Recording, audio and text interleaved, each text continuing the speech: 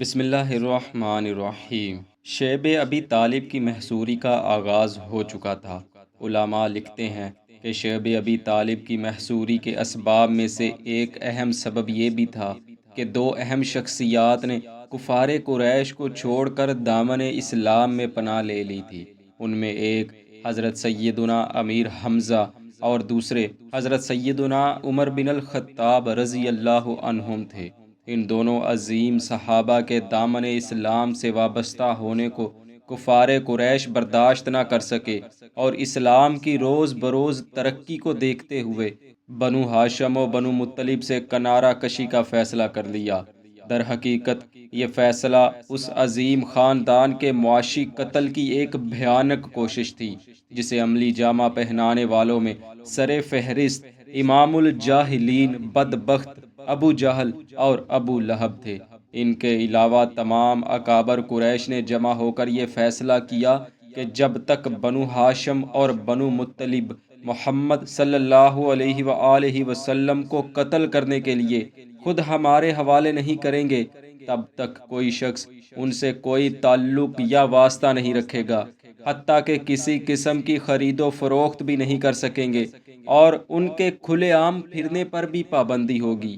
دوستو، محبوب خدا حضرت محمد رسول اللہ صلی اللہ علیہ وآلہ وسلم اور آپ کے خاندان نے جو مصائب و تکالیف شیب ابی طالب کے زمانے میں برداشت کی، انہیں الفاظ میں بیان کرنا محال ہے۔ یہ عرصہ کم و بیش 3 سال پر محیط ہے۔ اسی عرصہ کے دوران ایک وقت ایسا آیا کہ کفار قریش کے ہی چند سرداران کو شیب ابی طالب میں محصور لوگوں، بوڑھوں، عورتوں اور بچوں پر ترس آنے لگا، اور وہ کسی نہ کسی طرح کوشش کر کے ان تک کھانا وغیرہ پہنچانے لگے، مگر جب کبھی ابو جہل وغیرہ کو پتہ چلتا تو وہ کھانا لے جانے والے کو روک لیتا اور ڈانٹ ڈپٹ پلا کر واپس بھیج دیتا، لیکن کچھ لوگ پھر بھی کچھ نہ کچھ چھپا کر وہاں پہنچانے میں کامیاب ہو جاتے۔ اسی دوران ایک عجیب واقعہ پیش آیا۔ ایک دن سیدہ خدیجہ رضی اللہ تعالی عنہا کے بھتیجے حکیم بن حزام نے، جو کہ اس وقت تک مسلمان نہیں ہوئے تھے، اپنے غلام کے ہاتھ کچھ گندم اپنی پھوپھی سیدہ خدیجہ کو دینے کے لیے روانہ کی۔ راستے میں غلام کا ٹاکرا ابو جہل سے ہو گیا۔ وہ پوچھنے لگا، گندم کہاں لیے جا رہے ہو؟ غلام نے صاف بتا دیا، شیب ابی طالب میں، خدیجہ رضی اللہ عنہا کے پاس۔ ابو جہل یہ سنتے ہی اس کے راستے میں اکڑ کر کھڑا ہو گیا اور کہنے لگا، ہرگز نہیں ہو سکتا، بنو ہاشم کو ہم گندم کا ایک دانہ بھی نہیں پہنچنے دیں گے۔ اتفاق سے اسی موقع پر ابو البختری بن حشام بھی آن پہنچا۔ اس نے پوچھا، تم آپس میں کیوں جھگڑ رہے ہو؟ ابو جہل نے سینہ تان کر داد طلب کرنے کے لیے تمام واقعہ کہہ سنایا اور کہا، معاہدے کے مطابق ہم کوئی چیز شیب ابی طالب میں نہیں پہنچا سکتے، لیکن یہ شخص ہم سے بالا ہی بالا بنو ہاشم کو غلہ پہنچانا چاہتا ہے، جسے میں نے پکڑ لیا ہے۔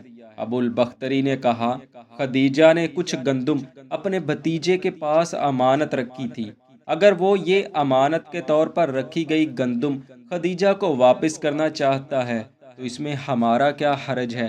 ابو جہل نے ایک لمحے کو ابو البختری کی طرف دیکھا اور کہنے لگا، تم بھی بنو ہاشم کے خیر خواہ معلوم ہوتے ہو، جانے دو اس بات کو، مجھے اس کی پرواہ نہیں کہ یہ امانت تھی یا نہیں، مگر میں یہ گندم آگے نہیں جانے دوں گا۔ ابو البختری، جو کہ جوان تھا اور جاندار بھی تھا، اسے ابو جہل کی بات سن کر غصہ آ گیا اور کڑک دار آواز میں کہنے لگا، اچھا تو پھر میں دیکھوں گا تم یہ گندم کیسے بنی ہاشم کو نہیں پہنچنے دیتے۔ یہ کہہ کر ابو البختری نے ابو جہل کو دبوچ لیا اور اٹھا کر زمین پر پٹخ دیا اور پھر خوب پیٹا، یہاں تک کہ ابو جہل کے خون نکلنا شروع ہو گیا۔ ابو البختری تھا کہ اس کا غصہ کم نہیں ہو رہا تھا۔ ابو جہل کو یقین ہو چلا تھا کہ ابو البختری کے سامنے اس کی پیش نہیں جائے گی۔ بالآخر وہ موقع ملتے ہی وہاں سے بھاگ کھڑا ہوا۔ حکیم بن حزام کے غلام نے وہ گندم سر پر اٹھائی اور اطمینان کے ساتھ شیب ابی طالب میں پہنچا آیا۔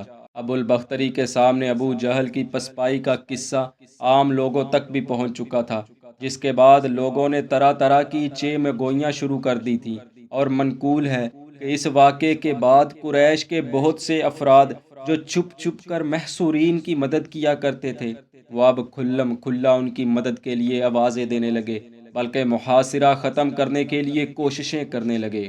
دوستو، بے شک ظالم کی دنیا و آخرت میں ذلت و رسوائی اٹل ہے، جس سے وہ دوچار ہو کر ہی رہتا ہے۔